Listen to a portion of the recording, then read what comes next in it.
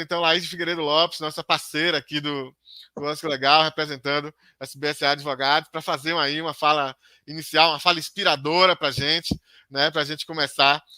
essa noite de altíssimo nível, de belas discussões. Então, Laís, a bola está contigo, muito obrigado, bem-vinda, e vamos, então, começando. Super obrigada, Lucas, enfim, por toda essa deferência, parceria, e principalmente pelo seu trabalho, né, esse trabalho que você faz de promover, enfim, uma comunicação mais acessível sobre os temas jurídicos que impactam a vida das organizações de sociedade civil é muito relevante, e essa admiração aí que você tem pelo escritório é recíproca, a gente também admira muito o Instituto Oscar Legal. O Lucas ficou brincando que ele não ia falar o nome do escritório inteiro, porque, enfim, nomes de escritórios de advocacia são, às vezes, muito grandes, né, sobrenomes de sócios. A gente usa a sigla de SBSA Advogados, mas chama Sazzi, Bechara, Storto, Reicher e Figueiredo Lopes Advogados. Então, para a gente é um prazer muito grande estar aqui contribuindo com esse debate. A gente tem trabalhado muito com a Lei Geral de Proteção de Dados, né? E eu gosto muito de fazer analogias sobre essa camada regulatória que chega na vida da gestão das organizações da sociedade civil com as demais regulações incidentes sobre o campo, né? Eu brinco muito com a Maraísa que eu me identifico muito com ela, com esse debate também, quando eu penso como era os primeiros passos da implementação do MIROSC, do Marco Regulatório das Organizações da Sociedade Civil. Até a gente tem algumas semelhanças, né, entre LGPD e MIROSC, quando a gente pensa que as duas leis também tiveram prazos de vigências prorrogados e entraram em vigor aos poucos, pela envergadura da mudança de cultura que se propõe em cada uma delas. No caso do marco regulatório, ele foi aprovado, a Lei 3.019, em 2014, mas ela entrou em vigor para os estados, Distrito Federal e municípios em 2016 e entrou em vigor para os Estado, Distrito Federal e União, em 2016, e para os municípios em 2017. E a LGPD, né, foi editada em 2018, entrou em vigor em 2020, sem a parte das sanções, que entrou em vigor, então, definitivamente, agora em 2021. Então, sempre fica um pouco daquela expectativa dos pessimistas, eu faço parte do grupo dos otimistas, né, mas, enfim, sempre tem a expectativa de, afinal de contas, essa lei vai entrar em vigor, não vai pegar, não vai... Quando, na verdade, elas são frutos de uma conquista histórica, de um processo de engajamento, de muita participação da sociedade civil e de todos os, enfim, especialistas e acadêmicos que se debruçaram sobre essas propostas para chegar aos consensos necessários quando o tempo, né, do parlamento permite e exige que a lei seja editada. Então, foram muitos debates dialéticos dentro de cada um dos processos legislativos, e que chega à versão final da lei, e que hoje, enfim, implementando na prática, a gente percebe necessidade, inclusive, de discussões sobre a interpretação e até eventuais ajustes dentro do processo de regulamentação. Então, para a gente é super importante estar aqui, tanto com a Maraísa, quanto com a Estela e quanto com o Fabrício, que são pessoas que estão dedicadas ao tema da Lei Geral de Proteção de Dados, para que a gente possa pensar juntos nessa implementação focada no campo das organizações da sociedade civil. A gente tem uma questão de taxonomia, né, que é sempre uma dificuldade, ao mesmo tempo que é uma riqueza, o potencial das organizações da sociedade civil e enfim, das diferentes áreas de atuação, é também enfim, difícil regular o campo, né, porque a gente está falando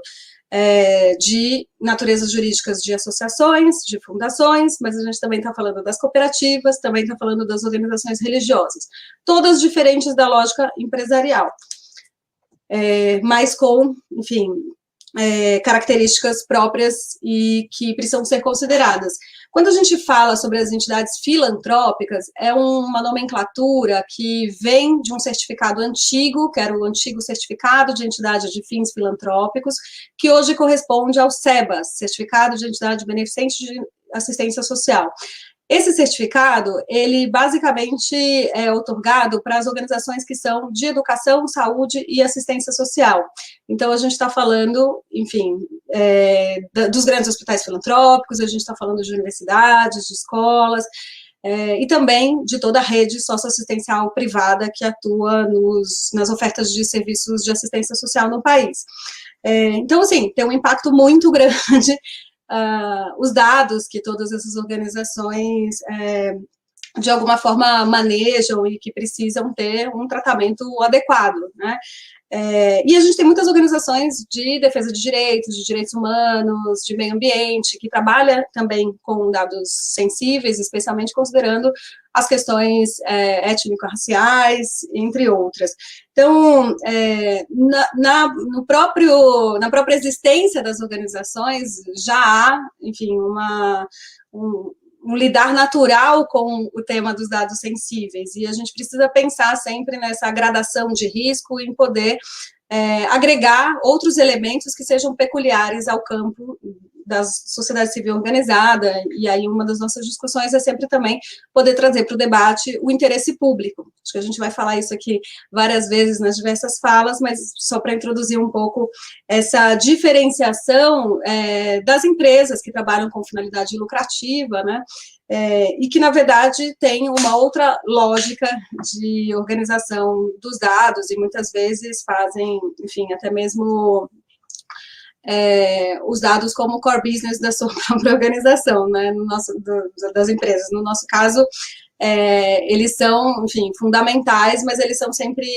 acessórios aos beneficiários, aos usuários, e são eles que a gente pretende proteger, e é a função da lei, né, garantir os direitos fundamentais dos titulares de dados. Na Lei Geral de Proteção de Dados, a gente tem, por exemplo, uma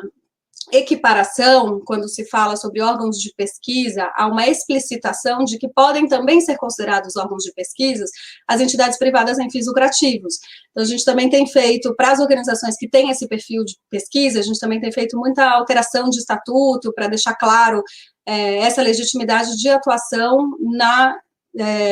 área de pesquisa, e que corresponde também à utilização, à possibilidade de utilização dessa base legal para tratamento de dados. E a gente fica refletindo também que outras situações se assemelham às organizações da sociedade civil, sem substituir, sem mudar a sua natureza jurídica, mas se assemelham a essas atividades de finalidade e relevância pública. Então, existe uma base legal para a administração pública de políticas públicas, muitas vezes as organizações são mandatárias da administração pública na execução de parcerias com a administração, mas essa base não tem uma autorização legal tão explícita quanto é a de órgãos de pesquisa. Então, já levantando aqui um tema para o nosso debate. Mas, como, de novo, a gente tem feito muita implementação na prática, muitas das soluções precisam suprir, eventualmente, até lacunas do que não está induzido, especialmente, como a ideia, por exemplo, de um protocolo de proteção de dados pessoais junto com a administração pública, especificamente nesses casos de negociação de parcerias, né? São coisas que a Marésia tem feito no cotidiano aí, de quebrar a cabeça para a gente pensar nessas inovações. Uma das inovações também que a gente tem discutido é a possibilidade de, no encarregado de dados, pensar numa lógica mais coletiva, né? As organizações, na sua governança, já tomam decisões de forma mais plural e conjunta. Então, até pensando na lei anticorrupção, onde a gente também tem os programas de compliance, para as organizações que têm programas de compliance, precisa estruturar uma governança para a cultura de proteção de dados, faz sentido ter um comitê de ética e dados, né? Para quem não tem o programa de compliance, só o comitê de ética, enfim, todas essas estruturas de governança já são, de alguma forma, preventivas, e uma demonstração de que há um processo de estruturação, de responsabilização, de prestação de contas, de transparência para informar os titulares, e na nossa visão também, enfim, compartilha com mais gente necessidade de olhar para o tema e pensar nas capacitações, nas formações, nos projetos de adequação e implementação que são necessários para a garantia dos direitos dos titulares, né? A gente tem participado de muitas consultas públicas que a Autoridade Nacional de Proteção de Dados tem aberto. A última, mais recente, a gente também vai conversar nesse debate hoje, é sobre a minuta de resolução para agentes de tratamento de pequeno porte, que também incluiu as organizações do sociedade civil, e são oportunidades de debate bem interessantes quando a gente se debruça, afinal de contas, que tipo de flexibilização é possível, é necessária, e não gera risco de forma exacerbada, mas consegue atender às peculiaridades das organizações da sociedade civil, é sempre o nosso foco. A gente tem, por exemplo, um projeto de lei de número 365, de 2020, tramitando na Câmara dos Deputados, ele está hoje com regime de urgência aprovado no plenário, mas ele simplesmente dispensa as entidades filantrópicas, aquelas que eu já expliquei no começo, que são titulares do SEBAS, do Certificado de Entidade Beneficente de Assistência Social, do cumprimento da lei, né? Especialmente também limita a 5 salários mínimos a multa, no tocante específico à captação de recursos. Há outras soluções para captação de recursos, para a gente fazer, fazer teste de legítimo interesse, acolher os mails existentes anteriormente. As organizações não precisam parar de fazer as suas metodologias de captação de recursos, porque existe a Lei Geral de Proteção de Dados, mas elas precisam, de fato, olhar para o processo interno e pensar como que essas bases foram captadas, como é que faz daqui para frente, enfim, existem várias soluções para acolher que não seja simplesmente dispensar. Então a gente não concorda com a tramitação, com a existência, na verdade, né, com o conteúdo, com o mérito desse projeto de lei, e a plataforma para o novo marco regulatório das organizações de sociedade civil está discutindo internamente e pretende apresentar alternativas a esse debate. Então vai ser muito rico, muito importante a gente discutir mais sobre isso, pensando como que a gente consegue avançar no engajamento das organizações da sociedade civil, que tão importante foram para a construção da lei, mas que agora precisam também estar ali, de alguma forma, de mãos dadas, né? Existe a Coalizão pelos Direitos da Rede, mas existem diversas outras redes e coletivos que também são impactados pelo mesmo tema, mas que estão muito distante desse debate. Então, como é que a gente traz esse debate para não ser simplesmente mais uma camada regulatória pesada, burocrática dentro da gestão, mas sim consegue engajar as organizações para enxergar oportunidades dentro da implementação da Lei Geral de Proteção de Dados e, principalmente, compreender que, na verdade, a gente está garantindo os direitos fundamentais dos titulares que estão internamente dentro da organização e os que são beneficiados pela sua atuação. Então, enfim, a gente tem olhado muito para a experiência europeia, que nos inspira bastante. Então, uma das coisas que a gente defendeu aqui para finalizar foi a ideia de ter um único encarregado de dados para várias organizações. Isso para redes e coletivos também nos parece uma solução muito interessante. Tem um relatório que a gente pode depois postar aqui nos links, que a Open Society Foundation fez sobre a implementação da GDPR, que é a lei europeia, para as organizações da sociedade civil, e a gente tem buscado sistematizar essas discussões em artigos, em contribuições, que a gente tem feito dentro do escritório e em debates como esse, né? Para além de uma cartilha que a gente está desenhando aí, que deve sair até o final do ano. Então, agradeço muito, Lucas, a oportunidade e fico à disposição aqui para os próximos debates. E agradeço também muito a querida Maraísa, que tem ajudado a construir esse conteúdo junto com a gente dentro do escritório, a Rebeca, enfim, e toda a equipe. Obrigada.